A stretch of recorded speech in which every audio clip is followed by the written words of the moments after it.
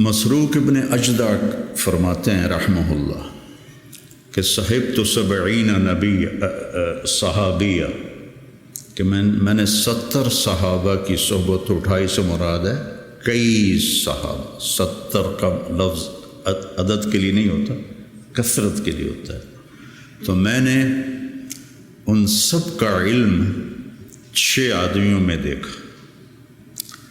عمر بن خطاب، عبداللہ بن مسعود، علی بن ابی طالب مہاجرین میں سے، زید بن ثابت، معاذ بن جبل، ابی بن کعب انصار میں سے. پھر ان 6 کے ساتھ میں رہا تو میں نے 6 کا علم 2 میں دیکھا، عبداللہ بن مسعود، علی بن ابی طالب.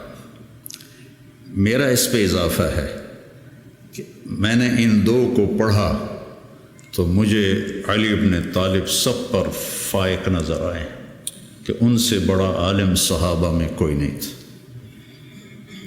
انتہا پر تھا. اور یوں ہاتھ پکڑا اللہ کے نبی نے اور ایسے. اب کبھی بڑے جذبے جوان تھے، نہ وہ عشق میں رہی گرمیاں، نہ وہ حسن میں رہی شوخیاں، نہ وہ غزنوی میں تڑپ رہی، نہ وہ خم ہے زلف ایاز میں. میرا تو اب یہ حال ہے، پڑھے بغیر نیند ہی نہیں آتی تھی.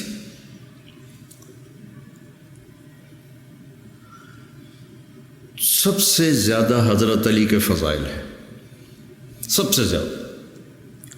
مرتبہ وہی ہے جو اہل السنت والجماعت کا ہے، لیکن آپ پڑھیں البدایہ والنہایہ، جب ترجمہ کا لفظ آتے ہیں تو سب سے زیادہ حضرت علی رضی اللہ عنہ کے فضائل ہیں. اور یہ فضیلت ان کی بڑی بلند و بالا ہے. ایسے ہاتھ پکڑ کے یہاں لگایا، یا علی اطرضى ان یکون منزلک مقابل منزلی فی الجنہ. حضرت فاطمہ کی وجہ سے کتنا بڑا مقام ہے. اور زرار ابن زمرہ کنانی فرماتے ہیں وَلَقَدْ رَأَيْتُهُ فِي بَعْضِ مَوَاقِفِهِ وَقَدْ أَرْخَى اللَّيْلُ سُدُولَهُ وَغَارَتْ نُجُومُهُ وَهُوَ قَائِمٌ فِي الْمِحْرَابِ يَتَمَلْمَلُ تَمَلْمُلَ السَّلِيمِ. سانپ کا ڈسا ہوا تململ السلیم، وہ ایسے تڑپ رہے تھے جیسے سانپ کا ڈسا تڑپتا ہے. وَيَبْكِي بُكَاءَ الْحَزِينِ، اور ایسے رو رہے تھے جیسے غموں کا مارا روتا ہے. یہ وہ ہے جس کو کہا گیا تیرا گھر میرے گھر کے سامنے ہوگا. وَيَقُولُ لِلدُّنْيَا إِلَيَّ تَغَرَّرْتِ، مجھے دھوکہ دینے آئی ہے. الیہ تشوقتی، میرے شوق میں آئی ہے. الیہ تشوفتی، مجھے جھانکیاں ڈالتی ہے. ہیہات غری غیری قد بتتک الثلاث عمرک قصیر ومجلسک حقیر وخطرک یسیر. یہ جملہ اگلا سنانا تھا. آہن آہ من قلت الذات وبعد السفر ووحشت الطریق. اللہ اکبر. کون شخص یہ کہہ رہا ہے؟ قلت الذات، نبی کے گھر کے سامنے گھر قلت الذات سے ہو سکتا؟ بعد السفر ووحشت الطریق. اللہ اکبر. اور علم ایسے تھا کہ یتفجر العلم من جوانبہ وتنطق الحکمت من نواحیہ. اس جملے کو یہ میں آپ کو آج سے کوئی 40 سال پہلے حیات الصحابہ پڑھی تھی، اور اس میں یہ علی رضی اللہ عنہ کی صفات کو میں نے یاد کیا تھا، تو آج آپ کی برکت سے وہ زبان پہ آ گئی ہیں.